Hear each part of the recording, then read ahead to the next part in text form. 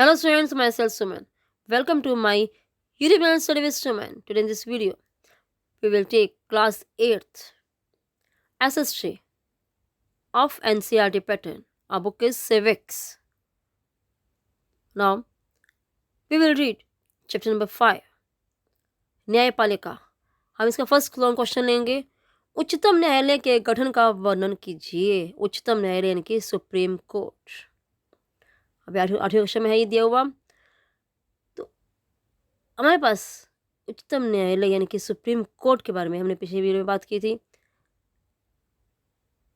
तो केंद्र और राज्यों के आपसी झगड़ों को निपटाने के लिए एक निष्पक्ष और स्वतंत्र न्यायपालिका का होना अनिवार्य है. यानी कि अब जैसे आपको पता है कि हमारा देश जो है एक संघात्मक देश है.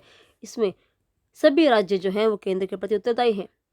तो इन सभी राज्यों और केंद्र के बीच में आपसी अगर किसी बात पर विवाद होता है, झगड़ा होता है, तो उसे निपटाने के लिए एक निष्पक्ष मतलब जो बिना किसी भेदभाव के और स्वतंत्र यानी कि जिस पर किसी कोई भी दबाव ना हो और वो अपने ही अनुसार यानी कि सभी सबूतों और साक्ष्यों के आधार पर निर्णय कर सके. ऐसी न्यायपालिका का होना बहुत ज़रूरी है. संविधान की रक्षा के लिए और मौलिक अधिकारों की रक्षा के लिए स्वतंत्र न्यायपालिका का और भी अधिक महत्व है. यानी कि हमारी स्वतंत्र न्यायपालिका है यानी कि जो सुप्रीम कोर्ट है हमारे संविधान और मौलिक अधिकारों की रक्षा करता है.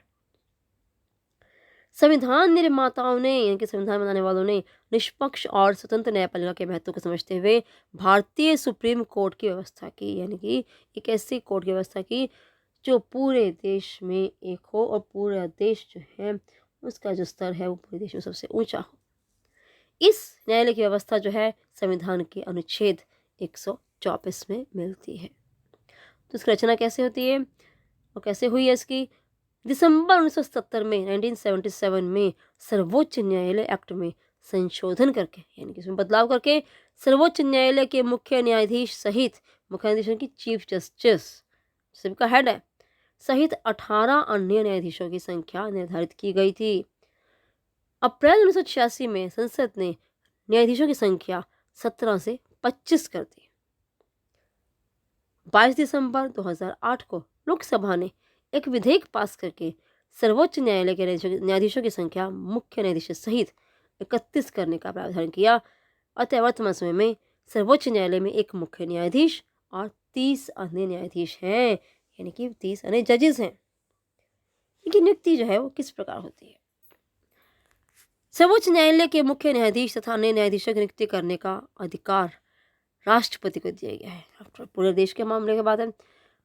सर्वोच्च न्यायालय के मुख्य न्यायाधीश की नियुक्ति करते समय राष्ट्रपति सर्वोच्च न्यायालय और राज्यों के उच्च न्यायालयों के यानी कि जितने भी हमारे देश के राज्य हैं उसमें से जो उनके उच्च न्यायालय हैं यानी कि जो हाई कोर्ट्स हैं उनके ऐसे न्यायाधीशों के ऐसे जजेस की सलाह लेता है जिन्हें वह उचित समझता है भी वो उन्हें सलाह सही देंगे बिना किसी भेदभाव के देंगे. तो उनसे राष्ट्रपति जो है वो सलाह लेता है. अन्य न्यायाधीशों की नियुक्ति करते समय अब वो बात किसकी थी? जो मुख्य न्यायाधीश है जो चीफ जस्टिस है. अब इसके बाद जो उसके चीफ जस्टिस के अलावा जो मुख्य न्यायाधीश हैं 30 अन्य न्यायाधीश हैं यानी कि जो वहाँ पर जजेस हैं उन सब की नियुक्ति जो है सर्वोच्च न्यायालय के जो मुख्य न्यायाधीश हैं यानी कि जो चीफ जस्टिस हैं उनके उस न्यायाधीश की सलाह जो है वो ज़रूर लेते हैं. अनिवार्य है उनके लेना ज़रूरी है. 28 अक्टूबर 1999 को सर्वोच्च न्यायालय की 9 सदस्यीय संविधान पीठ ने मतलब ऐसे 9 सदस्यों ग्रुप ऐसा समूह जो संविधान की क्या कर रहा था? समीक्षा कर रहा था. ये निर्णय दिया कि परामर्श देने से पूर्व मुख्य न्यायाधीश को सर्वोच्च न्यायालय के 4 वरिष्ठतम न्यायाधीशों से अवश्य परामर्श करना चाहिए. यानी कि किसको परामर्श देने से पहले? राष्ट्रपति को परामर्श की सलाह देने से पहले कोई नाम देने से पहले मुख्य न्यायाधीश को जो है अपनी जो सुप्रीम कोर्ट है उसके 4 जो सीनियर हैं वरिष्ठतम सबसे सीनियर हैं ऐसे न्यायाधीशों से अवश्य परामर्श करना चाहिए जो इस क्षेत्र में बहुत लंबे समय से हैं. सलाहकार मंडल की राय तथा मुख्य न्यायाधीश की राय जब तक एक ना हो तब तक सिफारिश नहीं की जानी चाहिए. अतः सर्वोच्च न्यायालय के न्यायाधीशों की नियुक्ति राष्ट्रपति मुख्य न्यायाधीश के परामर्श के अनुसार करता है. तदर्थ न्यायाधीश की नियुक्ति न्यायाधीश राष्ट्रपति की स्वीकृति से करता है। अब ये जो एडहॉक जजेस हैं वो क्या होते हैं? एडहॉक जजेस यानी कि तदर्थ न्यायाधीश, ऐसे न्यायाधीश, ठीक है, जब मुख्य न्यायाधीश राष्ट्रपति की पूर्ण सहमति से सुप्रीम कोर्ट में ऐसे व्यक्ति को नियुक्त करता है जिसे वो उचित समझता है कि वह इस काम के योग्य है, लेकिन वो सदस्य जो है सुप्रीम कोर्ट का हिस्सा नहीं होता है। वो कौन होता है? किसी भी उच्च न्यायालय के न्यायाधीश को तदर्थ न्यायाधीश के रूप में नियुक्त कर सकता है। किसके लिए? न्यायाधीश, ताकि उस न्यायालय का जो सत्र है, जो सेशन है, जो अधिवेशन है, वो चलता रहे, यानी कि उसका काम बंद ना हो।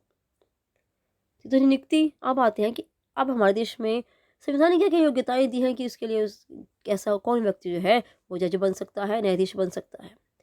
सर्वोच्च न्यायालय के न्यायाधीशों के लिए निम्नलिखित योग्यताएं निश्चित की गई हैं। सबसे पहले तो वह भारत का नागरिक हो, वह कम से कम 5 वर्षों तक किसी एक, 2 या अधिक उच्च न्यायालयों का न्यायाधीश रह चुका हो, यानी कि किसी जजमेंट किया उसने, वह किसी एक, 2 या उससे अधिक न्यायालयों में कम से कम 10 वर्षों तक वकालत कर चुका है, यानी कि उसे कानूनों का पूरी तरह से ज्ञान हो और वो वकालत कर चुका हो लगभग 10 वर्ष तक, या राष्ट्रपति की दृष्टि में कुशल विधिवेत्ता हो। कुशल विधिवेत्ता मतलब जो विधि को, कानून को अच्छे से जानता है। तो ऐसी योग्यताएं जो है होनी आवश्यक हैं। कार्यकाल यानी कि टेन्योर है, जो समय अवधि है वो कितनी है? सर्वोच्च न्यायालय के न्यायाधीश 65 वर्ष की आयु तक अपने पद पर बने रह सकते हैं। कितनी समय तक रह सकते हैं वो? उससे पहले वे स्वयं त्यागपत्र दे सकते हैं और संसद भी महाभियोग द्वारा हटा सकती है। न्यायाधीशों को की अयोग्यता और कदाचार के आधार पर पदच्युत किया जाता है, यानी कि पाया जाता है कि कोई न्यायाधीश जो है उस पद के योग्य नहीं है, उसमें वो क्वालिटीज नहीं है, तो उसे हटाया जा सकता है। और कदाचार यानी कि उसके जो व्यवहार है उसको दिखाया जाता है। आगे वेतन तथा भत्ते, जो सैलरीज मिलती हैं और इसके अलावा जो भत्ते मिलते हैं। सर्वोच्च न्यायालय के मुख्य न्यायाधीश को 2,80,000 रुपये मासिक वेतन तथा अन्य न्यायाधीशों को 2,50,000 पर मंथ जो है सैलरी मिलती है। इसके अतिरिक्त उन्हें एक निःशुल्क निवास स्थान, बिना किसी किराए के, बिना किसी पैसे के रहने के लिए स्थान, यात्रा भत्ता, जब कोई न्यायाधीश अपने कर्तव्य का पालन करते हुए यात्रा करते हैं, किसी बाहर जाता है तो उस न्यायाधीश को जो है उसके अलाउंस मिलता है, ट्रैवल अलाउंस मिलता है। उन्हें वेतन तथा भत्ते भारत की संचित निधि से दिए जाते हैं, जिस पर संसद को मतदान का अधिकार नहीं है। उनके वेतन और भत्ते जो है संसद द्वारा निश्चित किए जाते हैं, परंतु उनके कार्यकाल में घटाया नहीं जा सकता, यानी कि जब तक वो यहाँ पर हैं, जीवित हैं, तब तक उनके कार्यकाल में वो उनको नहीं घटा सकते हैं। सेवानिवृत्त होने पर क्या होता है? न्यायाधीशों को पेंशन मिलती है। पेंशन यानी कि जब वो अपनी नौकरी छोड़ देते हैं तो गवर्नमेंट की तरफ से उन्हें कुछ पैसे मिलते हैं, जिसे पेंशन कहते हैं। वो वेतन के स्थान पर उन्हें पेंशन मिलती है। रिटायर होने पर वकालत पर पाबंदी। सर्वोच्च न्यायालय के न्यायाधीश रिटायर होने के पश्चात यदि किसी न्यायालय में वकालत नहीं कर सकते हैं कि दोबारा से अपना वो कैरियर नहीं शुरू कर सकते, परंतु आवश्यकता पड़ने पर राष्ट्रपति सर्वोच्च न्यायालय के न्यायाधीश को, किसी रिटायर न्यायाधीश को कोई विशेष काम सौंप सकता है। अब जैसे जानते हो कि राष्ट्रपति तीनों अंगों का, यानी कि भारत की जो सेनाएं हैं, थल सेना, वायुसेना और तीसरी कौन सी है? बोलो। थल सेना, वायुसेना और जो हमारी नेवी है, वो सभी जो है, ऐसा कोई भी काम जो है वो इन सभी का राष्ट्रपति जो है वो हेड है। राष्ट्रपति किसी भी रिटायर्ड न्यायाधीश को कोई भी ऐसा काम सौंप सकता है जो विशेष हो, या उसकी इनकी राष्ट्रपति के विचार में क्या हो, वो न्यायाधीश उस काम के लिए उपयुक्त हो, उत्तम हो। न्यायाधीश को इस कार्य का वेतन दिया जाता है, लेकिन वो काम जो है उसे बिना वेतन से नहीं करवाया जाता, उसके लिए उसे सैलरी दी जाती है। तब वो शपथ लेते हैं, ओथ लेते हैं।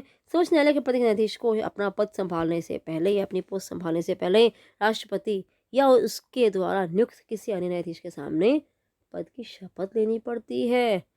ओथ लेनी पड़ती है कि वो अपने देश की रक्षा करेंगे, अपने जो उनकी जिम्मेवारी है, जो काम है, उसके प्रति जो रहेंगे, सजग रहेंगे, ईमानदार रहेंगे। सर्वोच्च न्यायालय का स्थान अब कहाँ पर है? संविधान के अनुसार इसका स्थान दिल्ली में रखा गया है, परंतु आवश्यकता पड़ने पर मुख्य न्यायाधीश राष्ट्रपति की स्वीकृति से अन्य स्थानों पर भी इसकी बैठक कर सकता है, यानी कि क्यों दिल्ली से बाहर भी, यानी सुप्रीम कोर्ट की जो बिल्डिंग है उससे बाहर भी वो क्या कर सकता है, बैठे कर सकता है, मीटिंग्स कर सकता है। सो जो स्टूडेंट्स, ये क्वेश्चन यहीं तक। इसकी रचना आपने पढ़ी, कैसे हुई, क्या योग्यताएं हैं, क्या कार्यकाल है, वेतन और भत्ते क्या हैं। सो आई होप आप सबको क्वेश्चन अच्छे समझ में आ गया होगा। Do like, share and subscribe my YouTube channel study with Suman. Thank you.